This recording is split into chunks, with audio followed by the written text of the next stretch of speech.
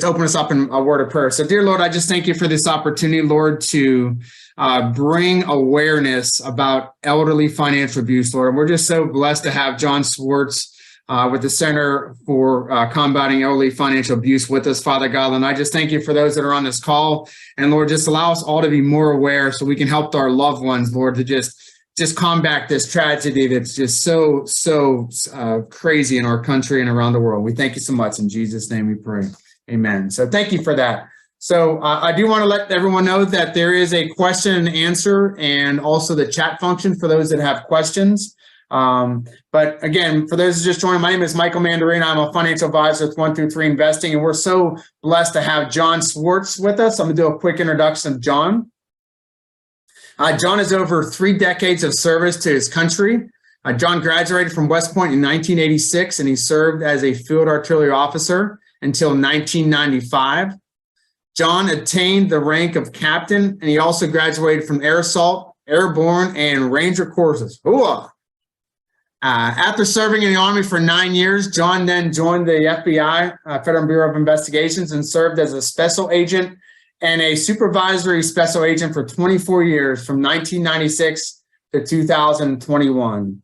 Upon retirement from the FBI, John founded the Center for Combating Elder Financial Abuse, a 501c3 nonprofit organization. The mission of the center is the following: lead the way in protecting the elderly and their families from predators who commit elder financial abuse.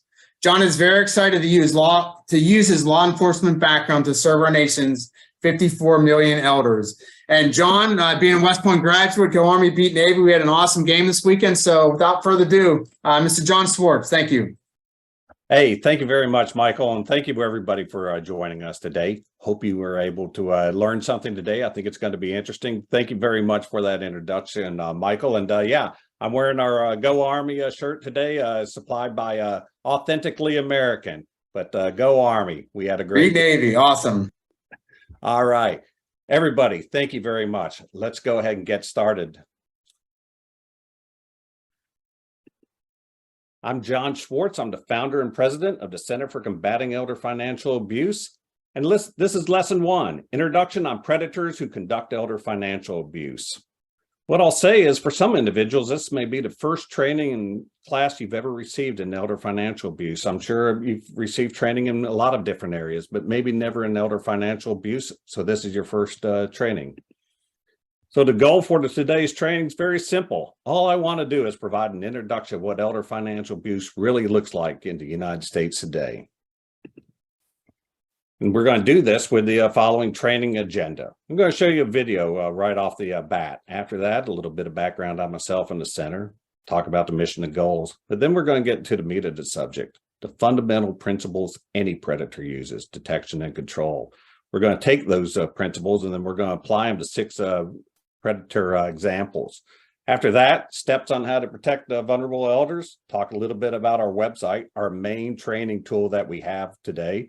And then finally, finish up with 3 asks. So without further ado, let's get started with the first video. I'm glad that we're doing the videos because you're going to be able to hear from both victims as well as convicted predators. Also, before we get started, I want to make sure this perfectly clear. We consider elder financial abuse to be a low probability, high impact crime. What I mean by that, very few will ever be victims of it. But the ones that are victims, it's absolutely financially catastrophic. So here's our first video.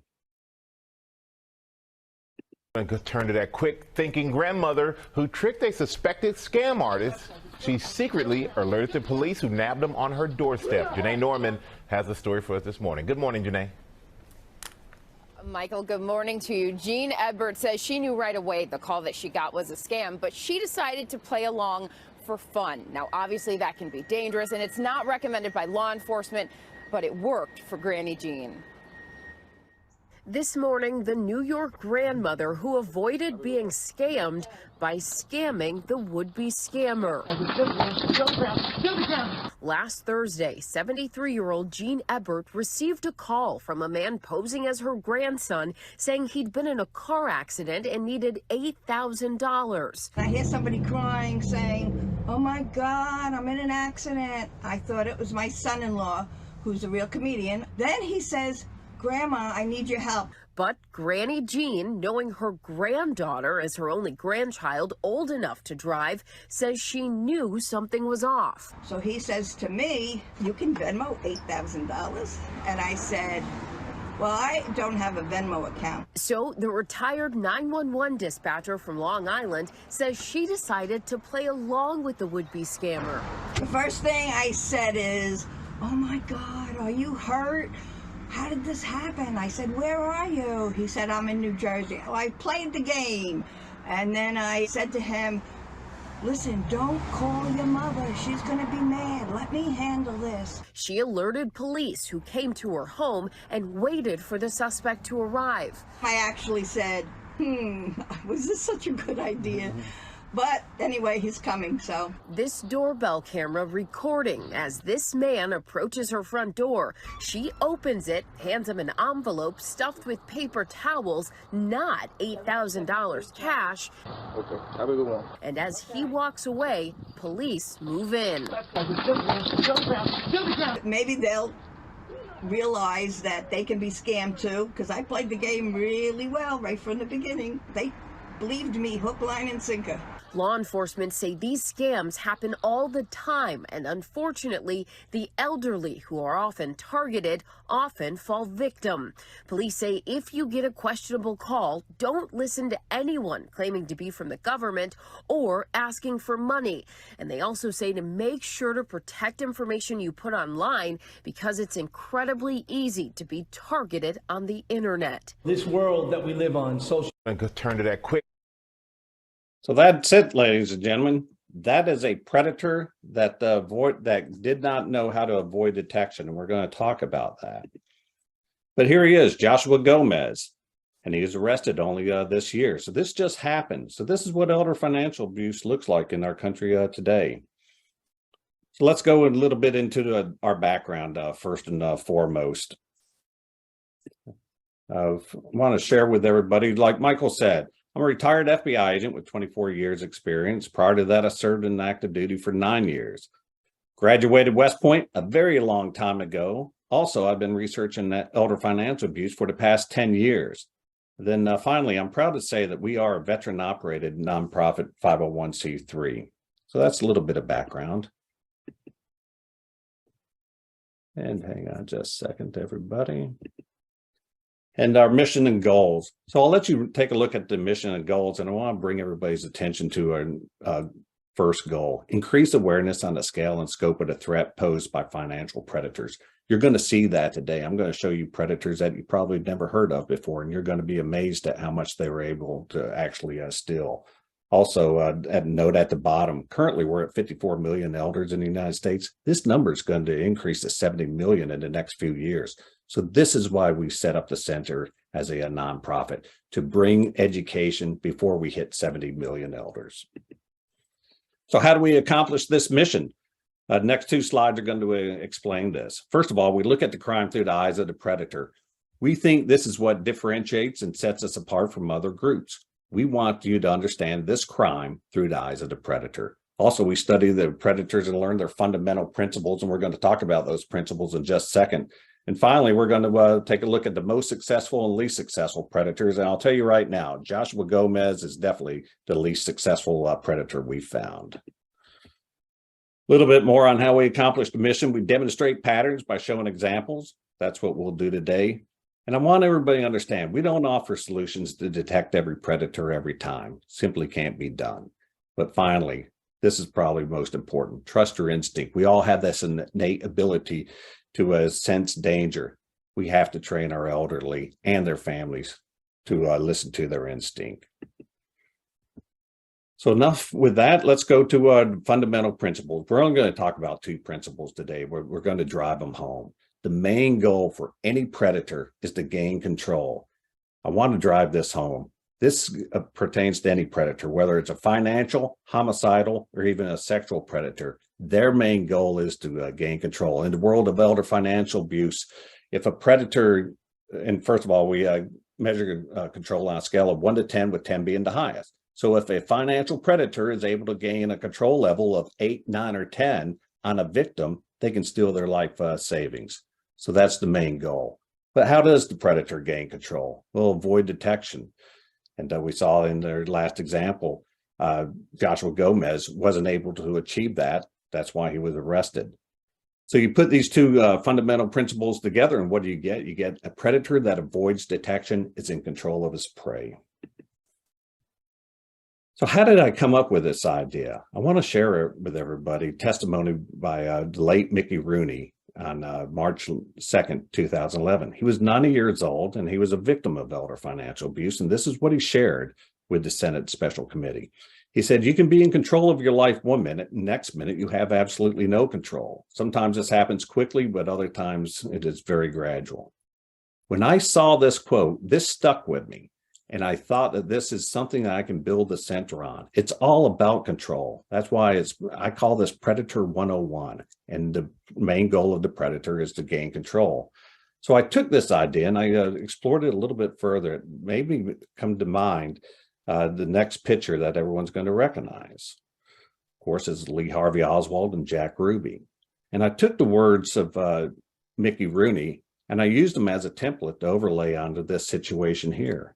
And as you can see, who thinks they're in control right now? Well, the two law enforcement officers think they're in control, but who's really in control? Well, Jack Ruby, he's presenting the threat to Lee Harvey Oswald. And how long is Jack Ruby in control for? Well, only for a split second.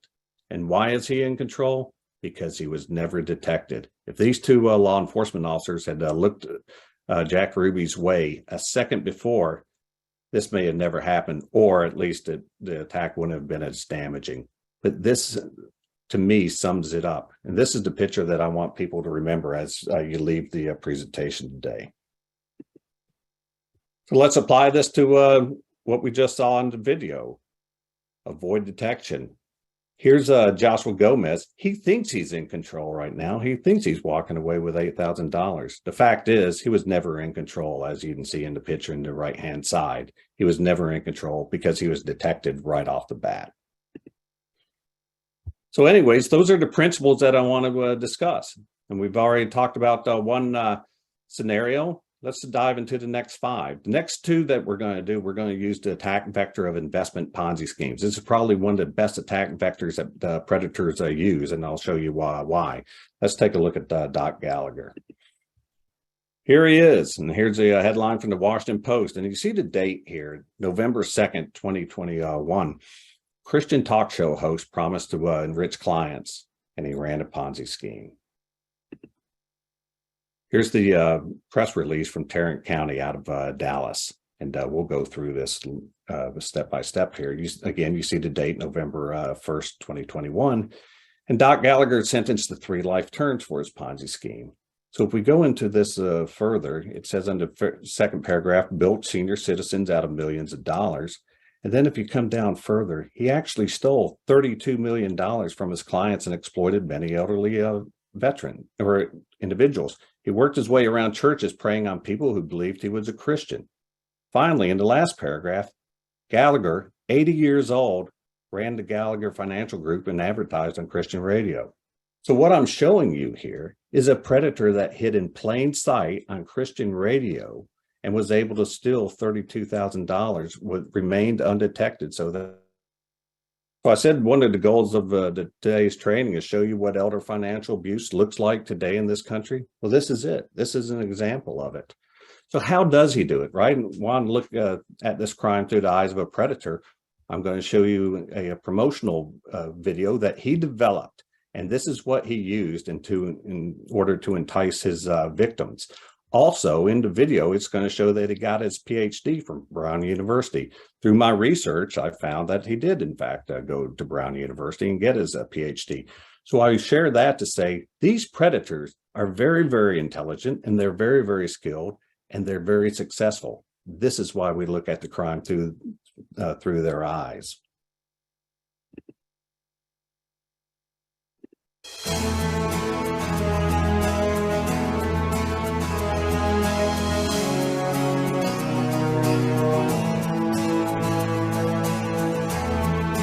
Dr. Neil Gallagher is a premier true American with integrity in all his pursuits. His key goal is to help others take responsibility for their financial future. His life's passion is to help people retire safe, early, and happy. Steeped in history, Dr. Neil Gallagher earned his PhD from Brown University. He received his financial license and began working as a broker with firms in New York and St. Louis. Shortly after this period, Dr. Gallagher determined that the financial world of selling stocks and bonds, mutual funds, CDs, and more was not effectively educating the public. As he puts it, I dumped big broker and developed my own company dedicated to educating, empowering, and encouraging people whom are now his clients. I strongly believe that as a society, we some time ago crossed a threshold in which a great number of individuals today give up on themselves too easily. We've raised a generation who not only looks to others to rescue them in virtually every matter concerning their lives, but one that also demands that others, whether parents, friends, employees, or the government, immediately solve their problems to their liking. Freedom requires education and empowerment, and I educate and empower clients. Less government, more personal responsibility, and with the help of God. That's how you do it. That's looking at the crime through the eyes of a predator. How long did that video take for Doc Gallagher to create? Not a couple of hours, I'm sure. I'm sure it took a couple of days. But this is how skilled these predators are. Let's go a little bit further into them. Through the research, I found that he was able to steal from approximately 190 victims. So what I say to that is, how was he possibly able to steal from 190 victims without with avoiding a detection? How was he not detected in the first 20 victims or even the first 50? Again, it's all about avoiding detection. So I said that we study other types of predators to discover patterns. What I want to show you next is Michigan State University sexual predator Larry Nassar, who had 332 victims. Again, it's all about avoiding detection. But here's the headline from Chicago Tribune, and he had 332 victims. That's impossible, but he hid in plain sight, just like Doc Gallagher. So let's pause for just a second. This training may seem basic and it may seem simple because it is, but what I'm showing you is Doc Gallagher and Larry Nassar is able to run up tallies of victims of 192 and 332. We got to detect these predators way before we get into the hundreds of victims. So again, the main point of this lesson, a predator that avoids detection is in control of his prey. So that's Doc Gallagher. We're going to our next example with another investment Ponzi scheme in Scott Cohen. And I will tell you that if you think Doc Gallagher is bad, this is much worse. In fact, it's 9 times worse. Let's take a look. From Yahoo Finance, mastermind of a $300 million Ponzi scheme targeting veterans sentenced to only 10 years. More importantly, you see the date of this, August 18th. This just happened a couple of months ago. And I don't know how many people have heard of this crime. But you can read through. Here he is, 68 years old. And he was able to put 13,000 veterans into exploitative loans. Let's take a look at this a little bit more. Here's the DOJ press release. So let's take a look. And it's a lot of the same information. But again, how is it that this individual was convicted of, pled guilty to this crime back in August, and very few people have heard about this crime? This is why there's a Center for Combating Elder Financial Abuse. But again, $300 million, he was only sentenced to 10 years after he pled guilty. 68 years old. Are we starting to see a pattern? How old was Doc Gallagher? He was 80 years old, in his 70s when he was working these crimes. Also, if we go a little bit further into this, we can see that he stole from 13,000 veterans. That's troublesome to me as a veteran. But here he is. That is Scott Cohen, the Bernie Madoff of elder financial abuse, the before and after. He doesn't look like a predator. That helps him avoid detection. But I'll take this even a step further. I'll say that Scott Cohen is definitely, without a doubt, a wake-up call to our nation. And this is what I mean by that. If we have found one predator capable of stealing $300 million, what are the chances that there's another predator out there right now that's able to steal 300 million currently. And if not 300 million, what about 200 million, 100 million? The chances only increase as the amount decreases. But is there another Scott Cohen out there today? Again, let's go back to this whole idea of 13,000 veterans. So I'm a veteran myself, and this is very bothersome to me. So what I say that one of the center's top priorities is protecting veterans from elder financial abuse. And I'll even take a step further. As far as I'm concerned, this will be the last time we hear of any financial predator able to target 13,000 veterans. As you can tell, this is very serious to me, and I'm very proud of the work that we've been able to do so far to protect veterans. And let me cover that really quick before we jump into another scenario. So I had the opportunity to work with Pennsylvania Department of Military and Veterans Affairs earlier this year, back in January. And I'm very glad that they brought me, and I was very appreciative. This is me with Brigadier General Maureen Weigel of Pennsylvania Veteran Affairs. She's fantastic, and she leads a motivated team that's working to help protect Pennsylvania veterans. And here's her team, and we were able to meet at Fort Indian Town Gap. Also want to share that this young lady here in the center is from Westchester University. So what I'm proud of is that the center was able to bring together Pennsylvania Veteran Affairs along with Westchester University, marry them up to work on the project of their pension poaching campaign. And I'm going to talk about that a little bit later, but I'm very proud of that united work together. But they did. Pennsylvania Veteran Affairs asked us to help with their pension poaching campaign and post a couple of their advertisements on our platform. And we were able to do that. We're very proud of this. And you can see at the bottom the Pennsylvania logo. So we posted that. We also posted this one about pension poaching. So we're very proud of our work to protect veterans from individuals like Scott Cohen, who's definitely out there and definitely targeting our veterans. Also was able to meet with Combat Veterans Motorcycle Association here in Virginia. We met them back in November. Great group. They're a national organization. Hope to work with them in 2023. But that's what we've done to protect veterans. We're going to do even more work in 2023 to protect these veterans from skilled predators like Scott Cohen. But we've got to dive back into the predators. So let's take a look at what we've talked about so far. Doc Gallagher stole $32 million and Scott Cohen stole $300 million. I don't know how many of you on the call today have ever heard of these two predators, but if you haven't, I think you should have. And I think 54 million Americans elderly Americans should hear about them too. Again, that's why there's a Center for Combating Elder Financial Abuse. So let's take a look at some of the patterns here, the worst and the best. Well, here you are. You can compare and contrast, right? Here's Joshua Gomez. He can't even steal $8,000 without getting himself arrested.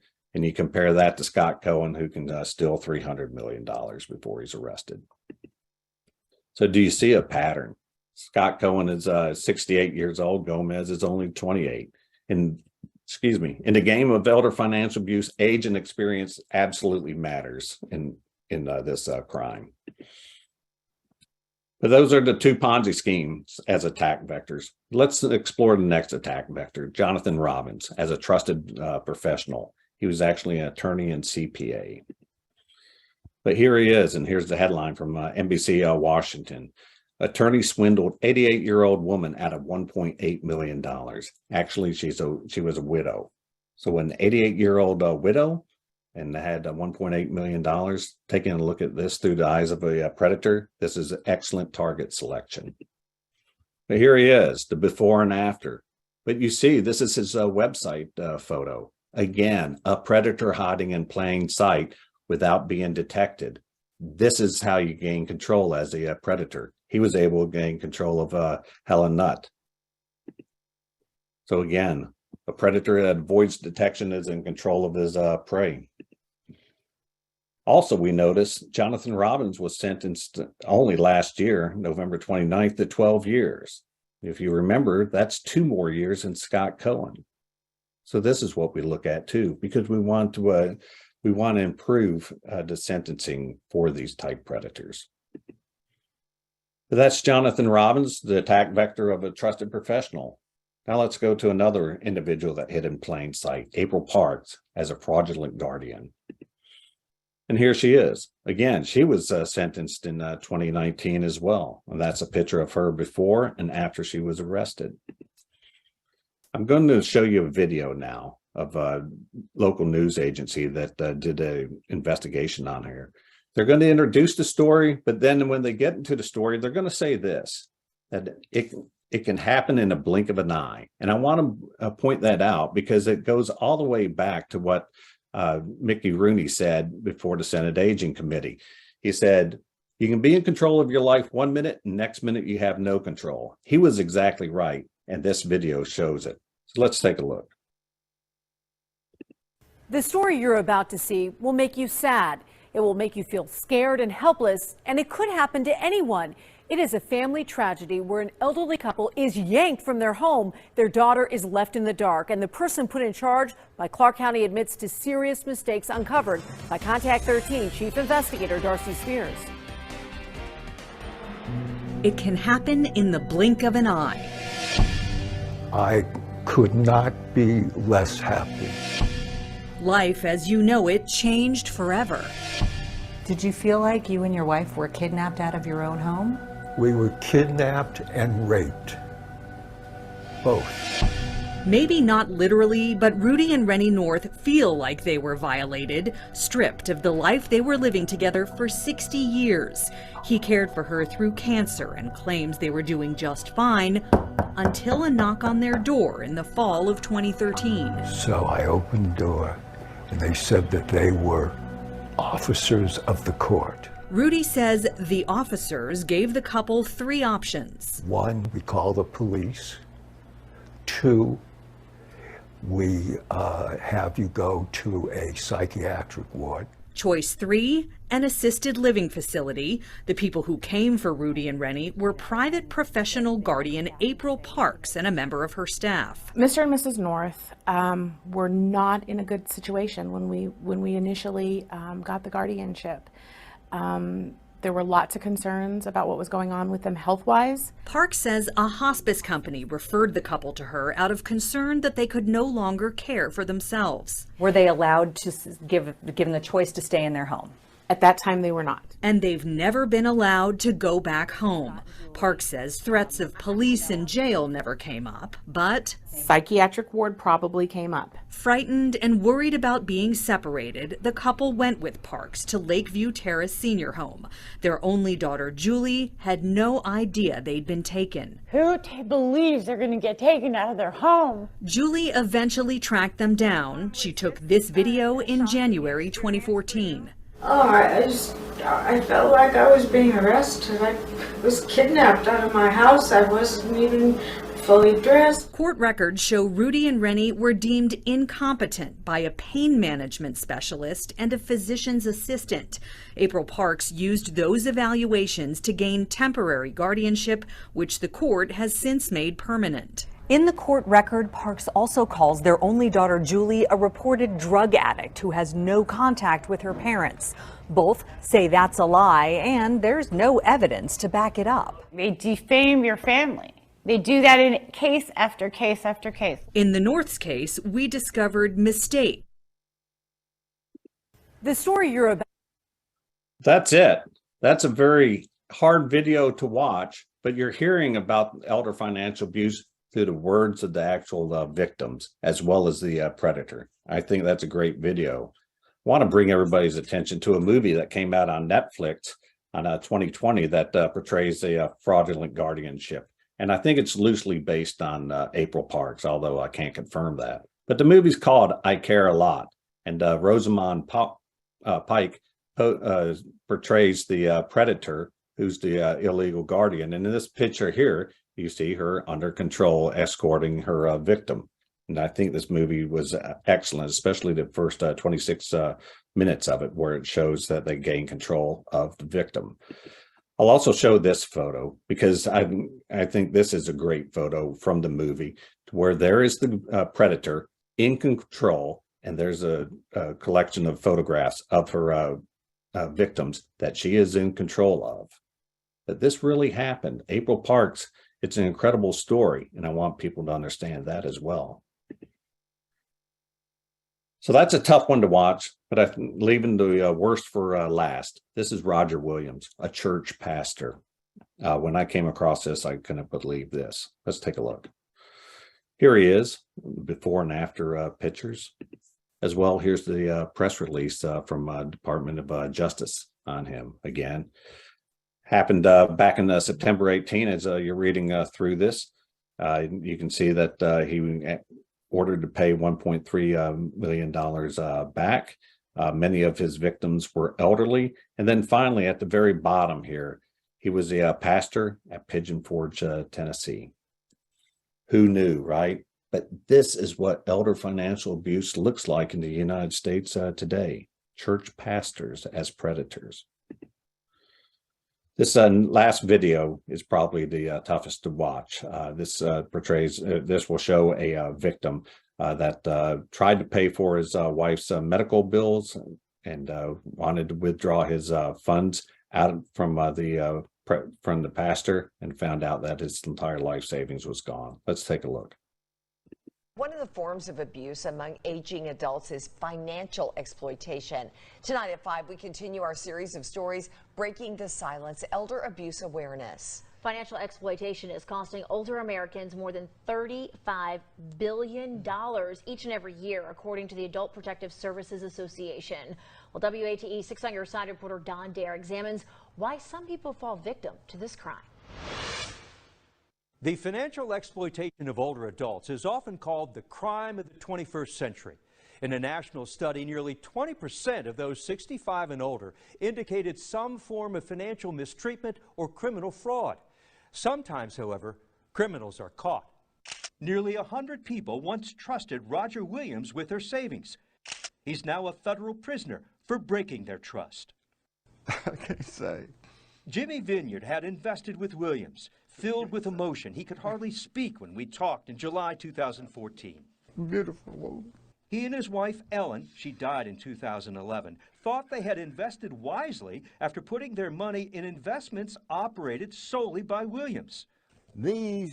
Showing us deposit slips, Mr. Vineyard had invested over $500,000 with Williams. But when he needed cash to pay for Ellen's care, Williams told him the money was gone. Got all my life savings. Yes. You can see it in his face, the rage building against Williams. Because Roger Williams was a preacher, investors trusted him with nearly $2 million. At his church in Gatlinburg, we asked him about his investors' savings. Their money's gone, yeah. Some 90 investors?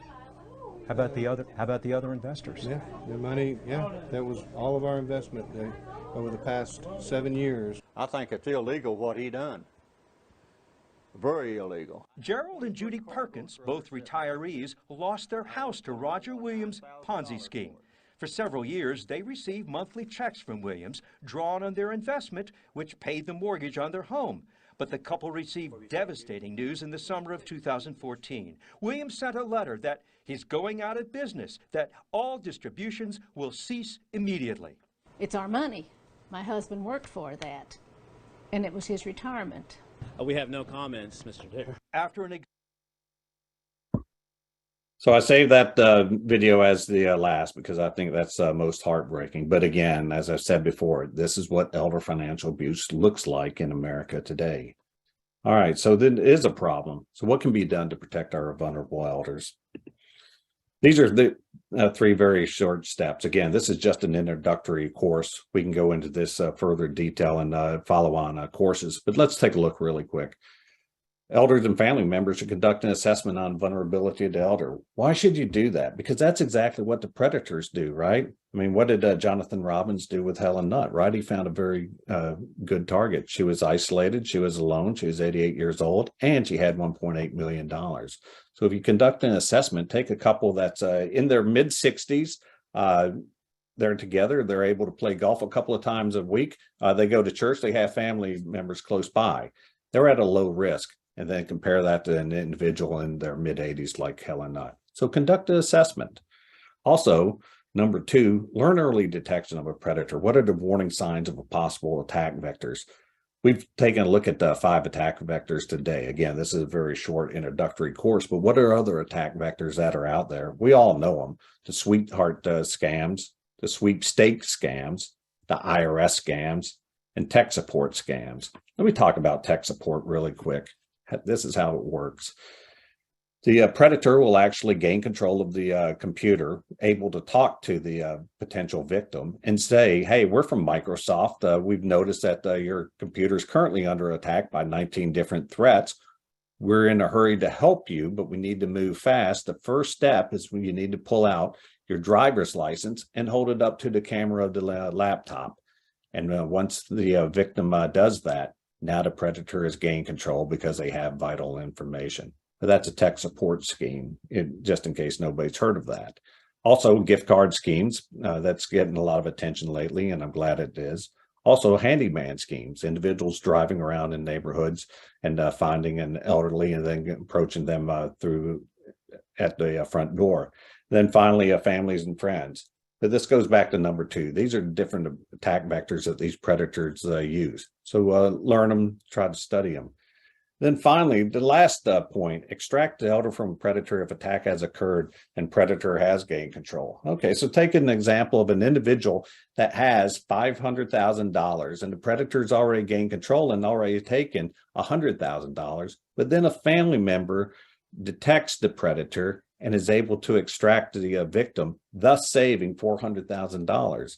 That's a huge win, right? Okay, the predator was able to successfully steal $100,000, but we were able to save $400,000. So extract that elder if you detect a predator. So let's take a look really quick at our website. This website that we created over the course of the year, and this is our best educational tool to help educate 54 million Americans. So as you see, the very front page, you come onto this and you'll see that we're a veteran-operated organization. Also, we have an opportunity to donate as soon as you come on.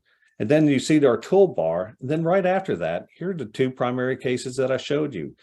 Doc Gallagher, 32 million, as well as Scott Cohen. So you don't even have to click in order to find our 2 top cases. Once you see these, all you have to do is click on the square. And this is what comes up. Here's the narrative of Doc Gallagher. Also, here's articles as well as the press release that I showed you. And below that, please watch Doc Gallagher's promotional video. That's the same promotional video. But this is a free website for 54 million elders. We need to get this out to as many elders as possible. Also on the website, if you click on the educational piece here, you see profiles of convicted predators, Ponzi schemes, caregivers, and then attorneys. So if you click on that, now not only do you see 2 predators that we already talked about, Doc Gallagher and Roger Dale Williams, but you see additional. So again, this is your homework for after today's presentation. This information's out there for you to share with other individuals if you so choose. And then finally, April Parks, and here's her narrative. But this is our website. And again, this is a free resource for 54 million elders. It took us about a year in order to build it out. We're going to continue building it out in 2023. So here's our 3 asks. Please let us know who we can serve. Please tell others about us. And then finally, please let us know of any potential volunteers or donors. So let's take a look at this really quick. I know this is a busy slide because I had to fit the 8 sectors at the very bottom. Let me go through this really quick. Please let us know who we can serve. My first question is there anybody that we can serve on this call today? If so, please let us know. Please contact us after the presentation. Also, are there any groups or individuals in your communities that we can serve? The 8 sectors that we serve are listed below. As you read through those, let me touch on number 2 as well as number 7, veteran organizations and educational institutions. And I'll go back to the slide that I showed you where I was with Pennsylvania Veterans Affairs as well as a student from Westchester University. We're very proud to be able to marry up 2 organizations from these 8 sectors. We're going to plan on doing that more in 2023. Finally, number 8, entities of the criminal justice system. I want to use my law enforcement experience to help criminal justice organizations at the federal, state, and local level. So if you have any contacts you think would benefit from training from the center, please let me know. Be happy to help with them. And then so our second ask is this. Please tell others about us. Again, this is our website's a free resource. We need to let people know. So please help us out, share that as much as possible. And you can do that through social media. Then finally, our last ask, if you know anybody who would be a potential volunteer or a donor, please let us know, because we need expertise in social media, grant writing, as well as fundraising. And as far as fundraising goes, our top project for next year is going to be go out and find a couple of these predators that we highlighted today, go to their prison, interview them, record that interview, and then post that on the website. That would enhance the training experience, and it's going to be a very powerful training tool. So that's that's our ask there. And I'll review them really quick. But that's it. This is what we ask of you today. If you can help us, that would be great. Finally, let's wrap this up. So the conclusion, again, it's all about detection and control. Mickey Rooney was exactly right when he said you can be in control of your life 1 minute, and next minute you have absolutely no control. And then finally, we're going to end up with another quote from Mickey Rooney. And this is what he said in the same hearing. He said, "I'm asking you to stop this elderly abuse. I mean, stop it now, not tomorrow, not next month, but now. And I'll tell everybody this. Mickey Rooney, we hear your quote, and we're following exactly what you asked to happen 10 years ago." But that's it, everybody. Thank you very much. Congratulations. You've completed your first training session ever on elder financial abuse. Please let us know how we can help you. And hey, thank you very much. So thank you very much, Michael. Yeah, John, thank you so much. There's obviously a ton of information, and we did just share one of the poll questions, which we had about 50, just below 50% of the callers actually have either had themselves or loved one been affected by a scammer. Right. And, you know, when I learned about John and his passion, I know he just left the FBI. So, you know, I really wanted to be able to use our resources here at 123 Investing to help him get his word out. So I know there are other advisors on this call. Also, just any organizations. John is really looking to really get this word to as many folks as possible. So, you know, please reach out to John. We will be hosting additional training for him where we'll really get more in depth as far as, you know, okay, what to do next, some different ways of reporting. And those are all things that I think is just so important because, you know, John does have a passion of what he does. He's really good. He's very knowledgeable. So we did put a donate button inside the chat. And John, if you want to take a look at it, it looks like one of your colleagues, Mo Gillen, had a couple of things to say in the Q&A. If you want to take a look at that. Okay. We'll